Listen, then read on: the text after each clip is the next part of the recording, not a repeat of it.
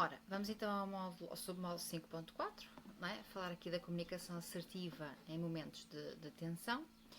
Já falamos aqui o que é o comportamento assertivo, o que é a comunicação assertiva, portanto, compreender o papel da mesma na gestão de situações de tensão, aplicar estratégias de comunicação assertiva em contextos de conflito, utilizar uma linguagem clara, respeitosa e orientada para a resolução de problemas e reconhecer comportamentos comunicacionais que podem então agravar ou reduzir esta mesma tensão. O que é a comunicação assertiva? A comunicação assertiva consiste então em expressarmos ideias, necessidades e limites de forma clara, respeitosa e objetiva, sem desvalorizar os direitos, os nossos próprios direitos, não é? E os da outra pessoa que esteja envolvida. Ser assertivo não implica impor a própria opinião, mas também não implica evitarmos o conflito. Portanto, significa comunicar com firmeza, respeito e procurar uma solução construtiva. Por que ela é importante em momentos ou em situações de tensão? Em momentos de conflito, a forma como comunicamos pode reduzir a tensão, aumentar a confiança, facilitar o diálogo e contribuir para a resolução do problema, não é? Por outro lado, se não adotarmos uma comunicação assertiva e optarmos por uma comunicação agressiva ou defensiva, podemos estar aqui a intensificar o conflito. Deixo só um parênteses para não me tornar repetitiva, até porque já falei sobre isto neste mesmo módulo.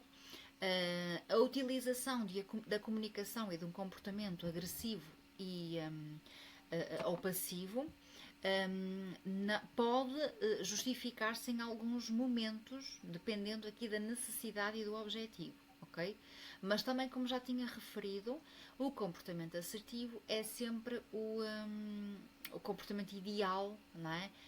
Para conseguirmos, então, evitar situações de conflito e situações de tensão e termos um ambiente o mais harmonioso e saudável possível.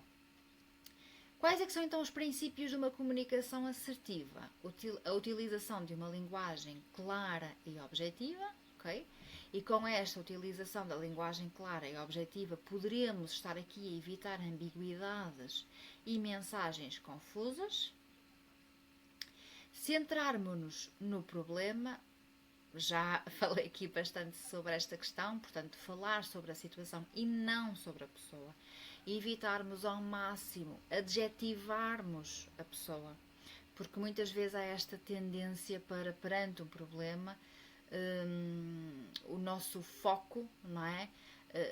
É logo atacar a pessoa. E quando eu falo em adjetivar, é sempre a mesma coisa. Nunca nada funciona contigo. Eu posso pedir-te mil e uma coisas de maneira diferente, nunca vou conseguir. Portanto, se nós queremos efetivamente resolver aquele problema, termos um discurso neste sentido não nos vai ajudar a resolver o problema, ok? Falar com calma, portanto, o tom de voz transmite segurança e profissionalismo e diz muito mais sobre nós do que sobre a outra pessoa. Demonstrar respeito, o respeito até poderia vir aqui, é assim, destacado de uma forma até a ser quase aqui o princípio mais importante, porque o respeito é mesmo a base depois de toda a nossa comunicação assertiva. Reconhecer a perspectiva do outro mesmo não concordando com ela, não é? E portanto, quando há respeito, isto é muito mais fácil de se fazer. Estabelecer limites, portanto, a assertividade também implica definir limites de uma forma educada.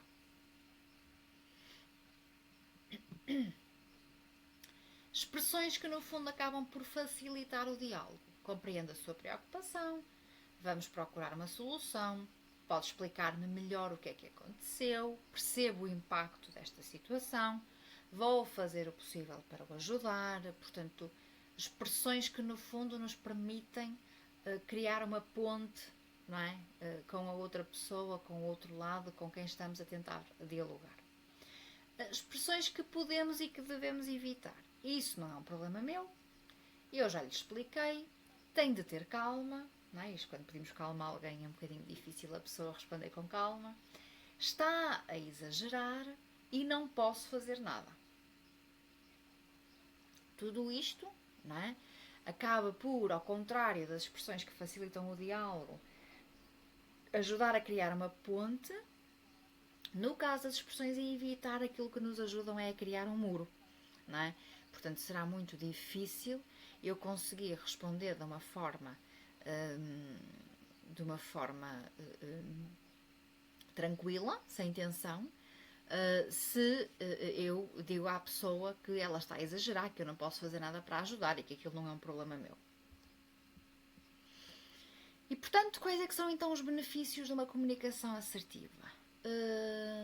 Com uma comunicação assertiva pretende-se a redução de mal-entendidos, melhoria da relação com o cliente, a prevenção da escalada do conflito, maior confiança e um ambiente de trabalho mais positivo. Okay? São todos estes benefícios que, no fundo, esta comunicação assertiva pretende. E agora, pronto, à luz também daquilo que vos fui habituando, estes esquemas, estas tabelas, não é? Mais visuais, que no fundo nos permitem organizar a informação de uma forma mais visual e mais simples. Numa comunicação agressiva, nós temos alguém que impõe, que acusa, que confronta, que desrespeita. Numa comunicação passiva, nós temos alguém que evita, que cede, que evita o próprio conflito e que não expressa as suas necessidades. E aquilo que nós pretendemos é um meio termo, não é?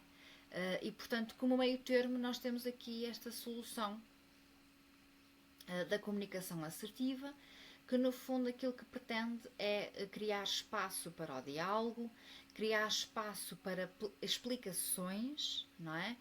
Procurar soluções conjuntas e respeitar ambas as partes. Portanto, isto é aquilo que no fundo é pretendido e é aquilo que no fundo pauta, não é? Ou pelo que se pauta todas as relações saudáveis e todas as relações que conseguem trabalhar com base no respeito. Posto isto, deixo-vos então aqui a atividade 4, está bem? Que se encontra no fórum, tá? Tal como todas as outras atividades.